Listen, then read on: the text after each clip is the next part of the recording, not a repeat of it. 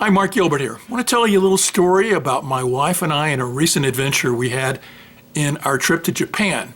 A trip where I might say that we found God in a Tokyo subway.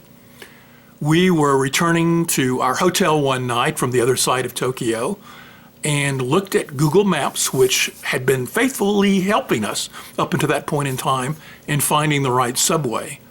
But as we were walking the labyrinth of the Shinjuku train station, which is filled with hundreds of entrances and exits and a labyrinth of underground walkways and shopping malls, we felt that Google Maps was taking us the wrong way, and we pulled over to the side of the hallway to check our phones and to see and make sure we were going the right way.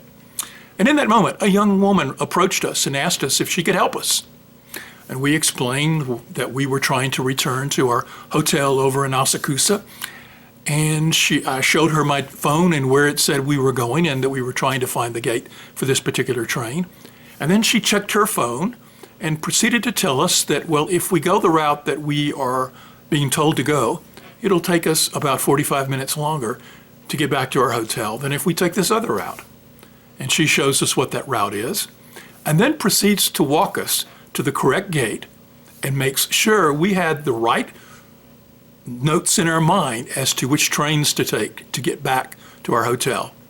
We got back safely and soundly to our hotel, and with that time saving that she indicated that we were going to have. Now, we've all experienced the kindness of strangers.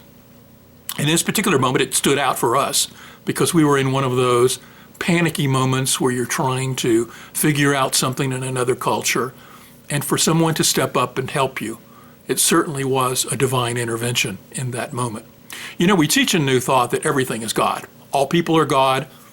All of life is God. Now, whether you want to use the word God in that statement, you may want to use the all or spirit or whatever that word is that is most comfortable for you when you're talking about that power and presence that is behind everything and unites everything.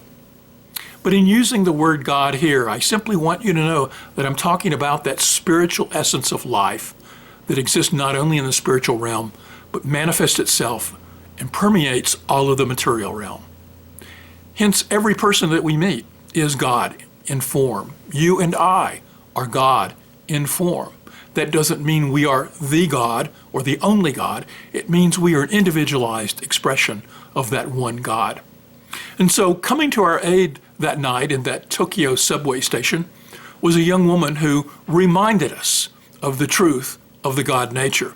It's real easy because we're spiritual beings, but we get immersed in this human experience, and sometimes the human experience becomes so overwhelming for us. Such in that moment when we're questioning Google Maps and feeling lost and which way are we going to go. Sometimes this material realm can become so overwhelming that we forget our spiritual essence. And sometimes it takes a person like this young woman to step up and remind us, not only of the kindness of strangers, but of the very nature that God is in everyone and in everything.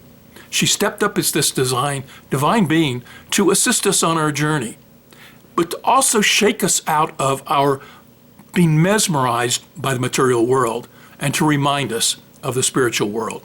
Again, we're spiritual beings living a human experience, but we don't have to let the human experience inundate us and override our remembrance of the truth of our spiritual nature.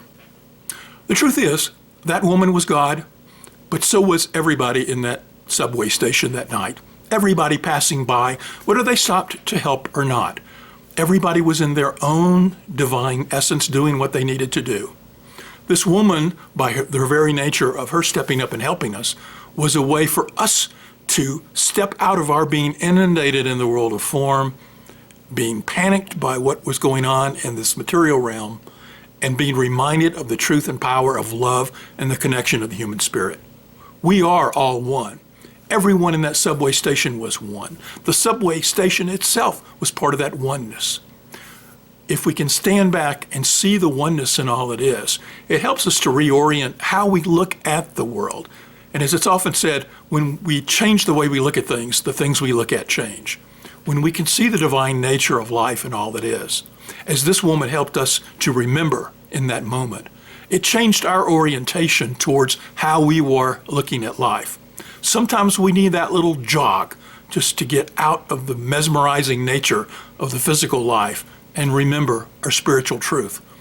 She reminded us of the power of love, the power of human care and concern for one another, and the divine that is flowing through all. If we can now take that into our own lives and live from that space, that we can now look out at life and see life as that divine playground where we can bring our love and our care and concern and our mystical nature to life. You know, when we can see the oneness of life more and more in the everyday, then we are becoming that everyday mystic, that practical mystic that we are called to be in this life. I hope this has been helpful for you. Thank you for watching.